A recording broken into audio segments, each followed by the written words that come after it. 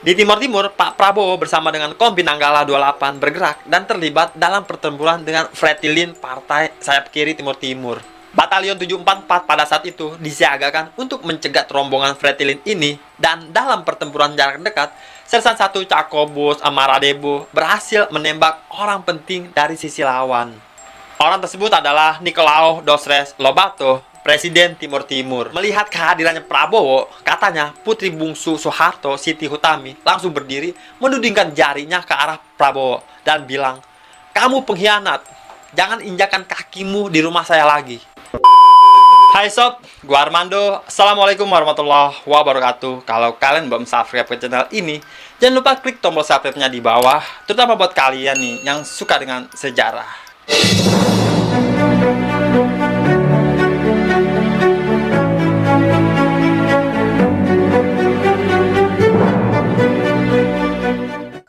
Mari kita mengenal Presiden baru kita, Bapak Prabowo Subianto. Minggu 20 Oktober 2024 kemarin, MPR menggelar sidang paripurna dengan agenda tunggal pelantikan Presiden dan Wakil Presiden Republik Indonesia dengan masa jabatan 2024 sampai 2029, Prabowo Subianto dan Gibran Rakabuming Raka. Karena kita akan membahas sejarah dan saat ini kita memiliki presiden baru, kenapa tidak kita bahas sejarah kehidupan yang sangat menarik dari presiden baru kita, Bapak Prabowo Subianto.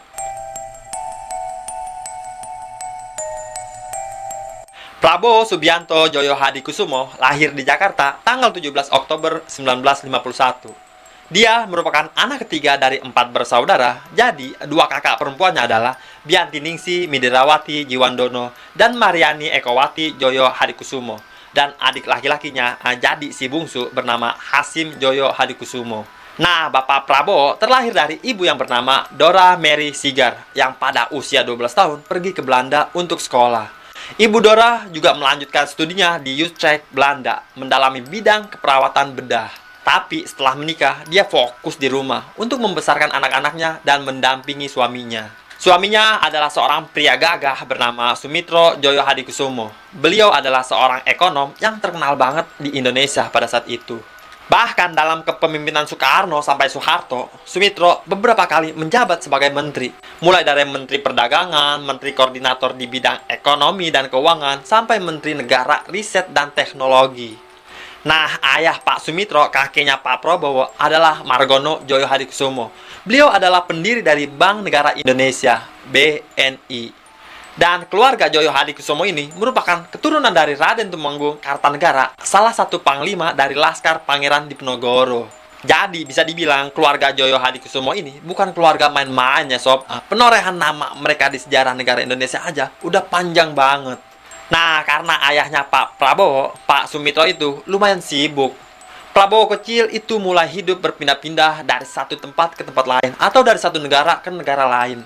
Dari 1957 sampai 1960, Prabowo atau pas kecil biasanya dipanggil Bowo, sekolah di SD Singapura tahun 60 sampai 62, dia melanjutkan SD-nya di Hong Kong.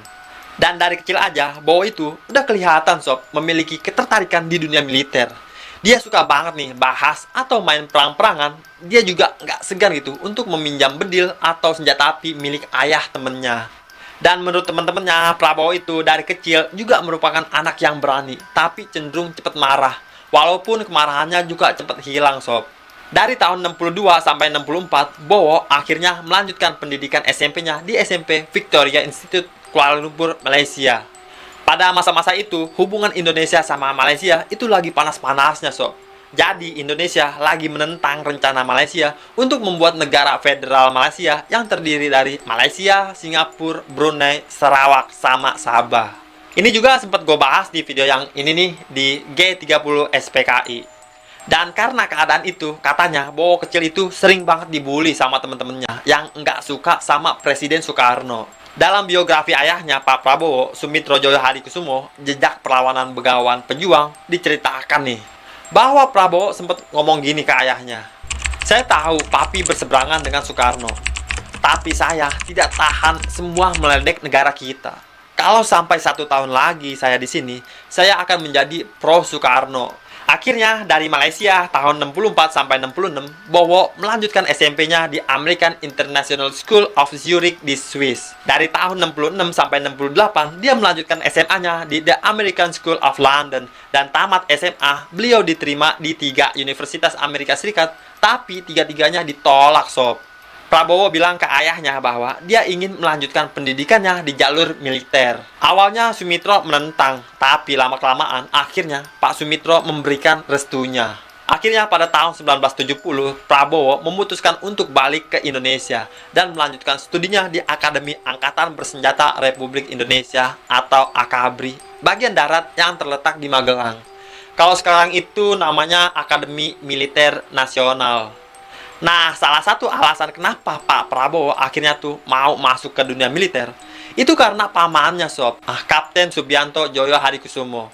Itu dari kecil menjadi kayak semacam panutan gitu, orang yang disukai sama Pak Prabowo. Prabowo kecil yang emang suka nih sama dunia perang-perangan, suka mendatangi omnya ini, ngelihat pajangan-pajangannya, foto-fotonya, sampai akhirnya Kapten Subianto Joyo Hadikusumo itu gugur dalam pertempuran Lengkong. Jadi Pak Prabowo masuk ke dunia militer itu kayak semacam melanjutkan legacy gitu dari paman kesayangannya. Masuk ke AKABRI, Pak Prabowo juga bertemu dengan salah satu murid lainnya, sob. Bapak Susilo Bambang Yudhoyono, teman seangkatannya. Menurut Pak Prabowo ya, Pak SBY itu adalah murid yang teladan, selalu yang terbaik, taruna terbaik, perwira terbaik, bahkan menjadi lulusan terbaik di tahun 1973. Walaupun Prabowo dikenal sebagai sosok yang pintar, tapi banyak yang bilang, termasuk dirinya sendiri nih, bahwa dia itu dulu agak nakal. Bahkan mengutip perkataannya Prabowo sendiri ya, Pak Prabowo itu pernah dengar ada satu kayak omongan itu turun-temurun dari AKABRI. Kalau ada 100 taruna yang dihukum, salah satunya pasti Prabowo. Kalau ada 30 yang dihukum, salah satunya pasti Prabowo. Kalau ada 10 yang dihukum, salah satunya pasti Pak Prabowo. Dan kalau ada 1 orang yang dihukum, itu pasti Prabowo. Kalau ada 100 taruna yang dihukum di lapangan, pasti 1 di antara 100 kadet taruna Prabowo. Kalau ada 30 taruna yang dihukum di lapangan, salah satu dari 30 pasti ada taruna Prabowo. Kalau 10 yang sedang dihukum, 1 dari 10 pasti ada Prabowo. Dan kalau kamu lihat 1 taruna sedang dihukum, yaitu Prabowo. Dan mungkin karena nakalnya itu ya, Prabowo itu akhirnya harus menambah waktu pendidikannya jadi lebih 1 tahun, alias kayak telat gitu, sob. Prabowo lulus di tahun 1974. Nah, saat SBY menjadi Presiden Indonesia pada 3 Juli 2014, mantan Ketua Tim Investigasi Tim Gabungan Pencari Fakta Kerusuhan Mei 98, Hermawan Sulistyo, membocorkan bahwa katanya nih, Prabowo yang pintar itu lulusnya bisa terlambat karena dia sempat memukuli Pak SBY, ngegebugin SBY gitu. Hermawan cerita bahwa kejadian itu bermula saat Prabowo dan 3 temannya kabur ke Jakarta untuk mendatangi acara Titik Soeharto. Nah, kaburnya itu ketahuan sama Gubernur AKABRI pada saat itu adalah Letnan Jenderal Sarwo Edi Wibowo, yang FYI adalah ayah dari Ibu Ani Yudhoyono yang nantinya menjadi istri Pak SBY. Anyways, balik lagi, pas ketahuan Prabowo sama 3 temannya tuh bingung dong, kayak siapa? Kok bisa ketahuan?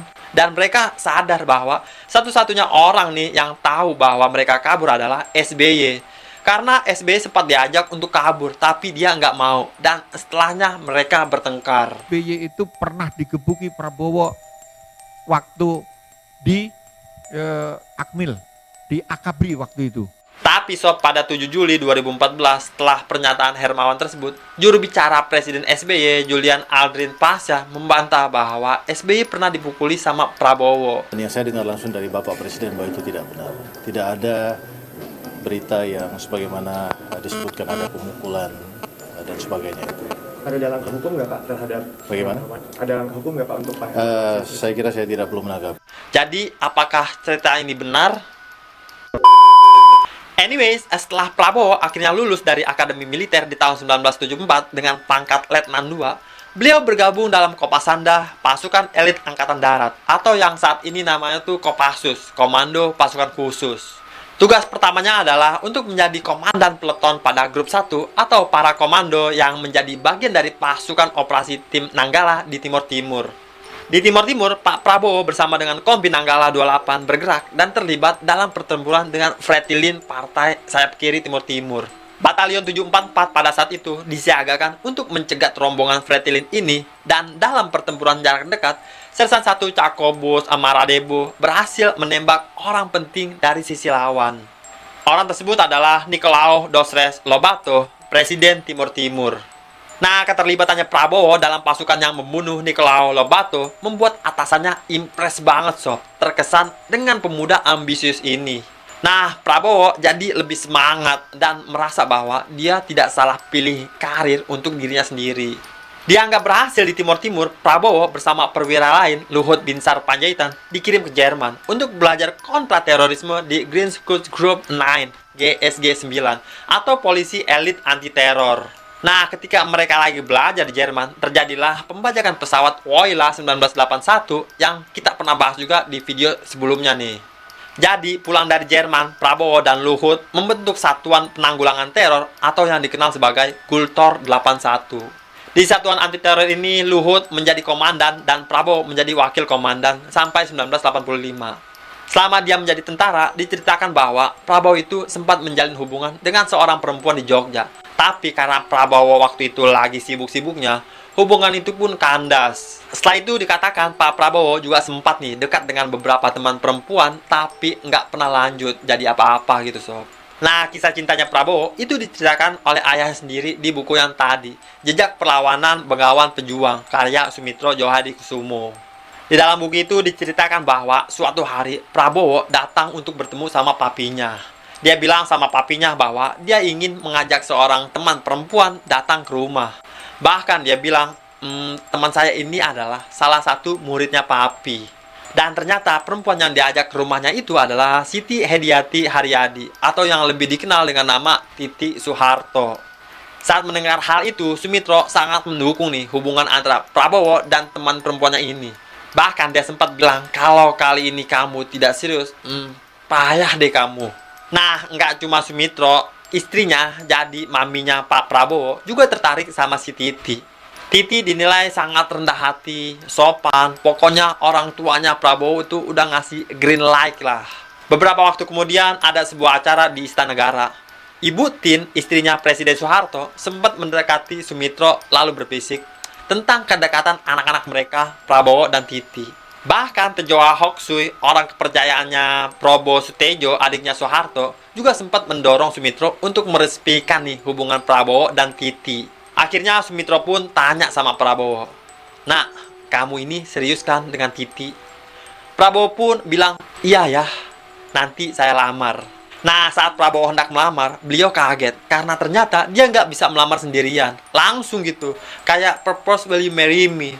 Tapi pihak keluarga yang harus datang. Akhirnya Sumitro datang ke kediamannya Soeharto, dan akhirnya Soeharto menerima lamaran dari keluarga Sumitro. Katanya Ibu Tin pada saat itu kelihatan bahagia banget. Dan setelah berpacaran selama 2 tahun, akhirnya Prabowo Subianto dan Titi Soeharto meresmikan pernikahan mereka pada 8 Mei 1983 di Taman Mini Indonesia Indah. Dari pernikahannya Pak Prabowo Subianto dan Titi Soeharto dikaruniai seorang putra bernama Ragowo Hedi Prastio, atau yang lebih dikenal dengan Didit Prabowo. Setelah menikah dengan Titi Soeharto pada 8 Mei tahun 1983, Prabowo dikirim lagi nih ke Timur Timur. Kali ini Soeharto sampai menitipkan dia kepada Beni Murdani agar menantunya itu dijaga. Nah, katanya Beni itu mengamati dari jauh Prabowo itu seperti apa di Timur Timur. Nah, karena dirasa bahwa kayaknya Timur Timur ini tidak mengeluarkan best versionnya Prabowo, menurut artikel dari Tirto ID, Beni itu menilai bahwa sikap Prabowo bisa membuat dia terancam bahaya. Akhirnya Prabowo pun ditarik dari Timur Timur. Pada 1985, di usia 36, Prabowo mendapatkan promosi menjadi Komandan Batalion Infanteri Lintas Udara 328 Kostrad. Dan di 1987, beliau dipromosikan kembali menjadi Komandan Batalion Infanteri Lintas Udara 328 Kostrad dengan pangkat mayor.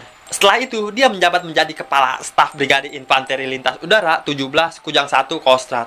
Kemudian menjadi Komandan Grup 3 Pusat Pendidikan Pasukan Khusus dengan pangkat Letnan Kolonel. Di 1991, Prabowo akhirnya menjabat sebagai Kepala Staf Brigade Infanteri Lintas Udara 17 yang bermarkas di Cijantung. Dan di tahun 1993, Prabowo kembali ke Kopassus. Dia diangkat menjadi Komandan Grup 3 Sandi Yuda, dan seterusnya Prabowo menjabat sebagai Wakil Komandan Komando di bawah kepemimpinan Brigadir Jenderal Agung Gumelar dan Brigadir Jenderal Subagio Hadi Siswoyo. Di 1994, Prabowo dipercaya menjadi Wakil Komandan Kopassus dengan pangkat Kolonel. Enggak lama kemudian, dia lagi-lagi dipromosikan menjadi Komandan Kopassus dengan pangkat Brigadir Jenderal. Sampai akhirnya di Desember 1995, Prabowo diangkat menjadi Komandan Jenderal Kopassus dengan pangkat Mayor Jenderal. Nah, salah satu tugas pertamanya itu membebaskan 26 orang yang terdiri dari 10 anggota tim ekspedisi Lawrence 95, 3 preset WWF dan UNESCO, serta 13 penduduk desa yang disandra organisasi Papua Merdeka. Waktu itu, operasi ini berjalan di Mapenduma, jadi dikenal dengan nama Operasi Mapenduma. Nah, di tahun 1995, hubungan antara keluarga Sumitro Joyo Hadikusumo dan keluarga Soeharto itu mulai merenggang. Hal ini disebabkan Sumitro itu mengkritik kebijakan yang dibuat oleh Soeharto saat dia memimpin. Salah satu kritiknya Sumitro yang membuat Soeharto marah adalah dugaan korupsi dalam dana pengembangan. Hubungan antara keluarga Sumitro sama Soeharto nih akhirnya kurang enak nih sob. Semakin lama semakin memanas, sampai puncaknya di tahun 1998 ketika terjadi krisis ekonomi, politik, dan sosial di Indonesia. Pada tanggal 20 Maret 1998, Prabowo Subianto diangkat menjadi Panglima Komando Cadangan Strategis Angkatan Darat atau Pangkostrat. Jabatan yang pernah juga disandang sama ayah mertuanya. Dan dengan jabatan yang luar biasa tinggi ini, Prabowo membawahi sekitar 11.000 pasukan cadangan ABRI. Dan di masa-masa yang sangat genting, tokoh reformis Amin Rais berniat untuk menggelar Long March ke Monas untuk memperingati Hari Kebangkitan Nasional pada 20 Mei 1998. Nah, pemerintah pada saat itu berusaha untuk menggagalkan aksi ini, termasuk, of course, Prabowo. Dan akhirnya Prabowo berhasil menggagalkan aksi Long March ini. Kemudian Prabowo Subianto datang ke kediaman Presiden Soeharto. Dia bilang bahwa dia berhasil menggagalkan aksi Long March ke Monas yang direncanakan oleh Amin Rais. Katanya, sampai di Cendana, Prabowo melihat Soeharto sedang duduk bersama Wiranto dan putra-putrinya di ruang keluarga. Melihat kehadirannya Prabowo, katanya putri bungsu Soeharto, Siti Hutami, langsung berdiri menudingkan jarinya ke arah Prabowo dan bilang, "Kamu pengkhianat, jangan injakan kakimu di rumah saya lagi." Pak Prabowo pun keluar dan menunggu di luar. Prabowo kemudian mengatakan bahwa dia ingin masuk ke ruangan tersebut. Dia bilang bahwa dia butuh mendapatkan penjelasan. Lalu dia melihat istrinya mulai menangis, dan dari situ dia pulang ke rumah, dan itulah adalah hari terakhir Pak Prabowo berada di kediaman Cendana. Keesokan harinya pada 21 Mei tahun 1998, setelah mendapatkan tekanan nih dari berbagai pihak, termasuk dari para mahasiswa yang udah menduduki gedung MPR DPR, Soeharto akhirnya mengundurkan diri dari jabatan presiden. Keesokan harinya lagi, Presiden Indonesia B.J. Habibie yang menggantikan Soeharto itu langsung memberhentikan Prabowo. Jadi Prabowo Subianto dilepas dari jabatannya sebagai Panglima Kostrad. Alasannya adalah Presiden Habibie mendapatkan laporan dari Panglima ABRI Jenderal Wiranto tentang pengerahan pasukan Kostrad yang bergerak menuju Jakarta termasuk Istana Negara. Dan karena hal itu muncul isu bahwa Prabowo ingin kudeta. Nah, pada saat ditanyakan ke Prabowo, Pak Prabowo bilang bahwa enggak, saya mengerahkan pasukan untuk melindungi Presiden Habibie yang pada saat itu masih menjadi wakil presiden. Tapi selain diberhentikan dari jabatannya, Prabowo juga dituduh sama keluarga Soeharto sebagai orang yang ikut meruntuhkan kekuasaan Presiden Soeharto. Jadi Panglima Kostrad itu kan dianggap sangat penting gitu sob ya dalam mengantisipasi kericuhan. Nah, keluarga Presiden Soeharto pada saat itu menuduh Prabowo membiarkan mahasiswa untuk menduduki gedung DPR MPR. Bahkan mereka juga bilang bahwa Prabowo itu ikut terlibat dalam upaya untuk menjatuhkan Soeharto. Dan setelah serentetan huru-hara yang terjadi dalam keluarga Presiden Soeharto dan juga Prabowo sendiri, akhirnya Pak Prabowo sama Ibu Titi mengakhiri pernikahan mereka setelah 15 tahun menjalin bahtera rumah tangga.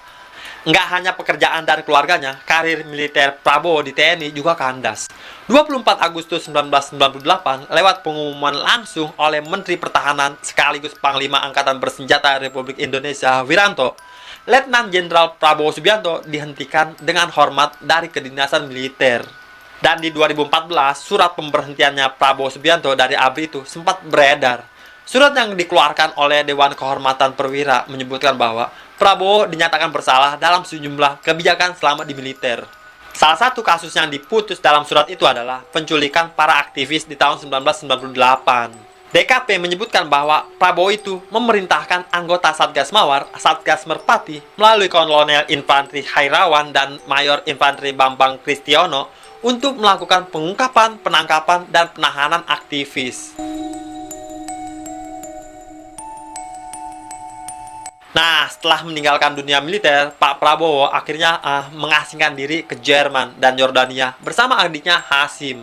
Dia juga mulai nih masuk ke dunia bisnis, menjadi pengusaha di berbagai sektor, dari tambang, industri kertas, perkebunan, perikanan, sampai energi. Nah, beberapa tahun kemudian di tahun 2004 akhirnya Prabowo kembali ke Indonesia dan memulai debut nyasop ya sebagai politisi dari Partai Golkar. Nah, pada saat itu sebenarnya Prabowo langsung nih berencana untuk menjadi calon presiden yang diusung oleh Golkar. Tapi sayangnya dia gagal saat bersaing dengan Wiranto. Dan akhirnya di tahun 2008, 4 tahun setelah dia kembali dari Jerman, Prabowo mendirikan partainya sendiri, Partai Gerakan Indonesia Raya atau Partai Gerindra. Akhirnya pada pemilihan presiden 2009, Prabowo mendampingi Megawati dari PDIP sebagai calon wakil presiden, tapi mereka kalah dari pasangan SBY Budiono. Pada pemilihan presiden 2014, lagi-lagi Prabowo maju. Kali ini sebagai calon presiden dan wakilnya Hatta Rajasa. Tapi lalu mereka dikalahkan oleh pasangan Joko Widodo dan Yusuf Kala. Di pemilihan presiden 2019, Prabowo Subianto lagi-lagi maju sebagai calon presiden, kali ini dengan wakilnya Sandiaga Uno.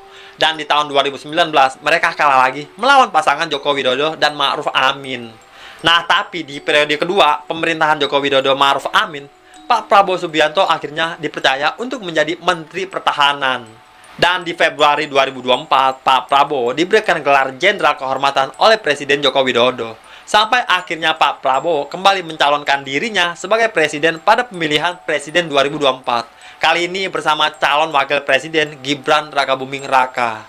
Dan setelah persaingan sengit melawan dua pasangan calon presiden dan wakil presiden lainnya, Anies Baswedan dan Muhaimin Iskandar, dan Ganjar Pranowo bersama Mahfud MD, pasangan Prabowo Gibran berhasil memenangkan pemilu presiden 2024. Dan kini Presiden Prabowo Subianto menjabat sebagai Presiden ke-8 Republik Indonesia. Oke, tentunya menurut gua di masa pemilihan itu emang waktunya semua orang berdebat, berdiskusi sampai berantem tipis-tipis tuh. Nggak apa-apa di masa pemilihan menurut gua ya. Karena semua orang mencoba untuk mencari yang terbaik, dan itu menunjukkan bahwa semua orang tuh passionate gitu, ya, bersemangat untuk memilih orang yang tepat untuk memperbaiki atau membuat lebih maju sejarah Indonesia. Dan untuk mengembangkan negara mereka di tangan siapa kita mempercayakan negara kita tercinta ini. Dan essentially, benar, pemilihan itu adalah pesta demokrasi. Karena negara ini negara demokrasi. Semua orang memiliki hak tersebut. Dan menurut gua, kesedihan, kemarahan, kekalahan, ketakutan saat akhirnya pilihan kalian tidak menang, itu juga sangat bisa dijustifikasi. Tapi essentially at the end of the day, ketika seorang presiden dan wakil presiden sudah terpilih, sudah dilantik, kita semua sudah balik lagi jadi satu. Dan kita semua memiliki hak untuk mengawal janji-janji, memiliki harapan, dan tentunya mendoakan agar orang-orang yang terpilih agar mengemban amanah dengan baik dan membawa Indonesia ke arah perkembangan, kemajuan, kemakmuran, kejayaan, keberhasilan, dan semua yang jauh lebih baik dari sebelum-sebelumnya. Sepertinya itulah buat video kali ini, dan selamat bertugas Bapak Presiden Prabowo Subianto dan Bapak Wakil Presiden Gibran Rakabuming Raka. Terima kasih teman-teman yang sudah menonton video ini, dan jangan lupa di-subscribe karena gua sudah nggak sabar bertemu kalian lagi di video-video selanjutnya. Gua Armando, Assalamualaikum warahmatullahi wabarakatuh.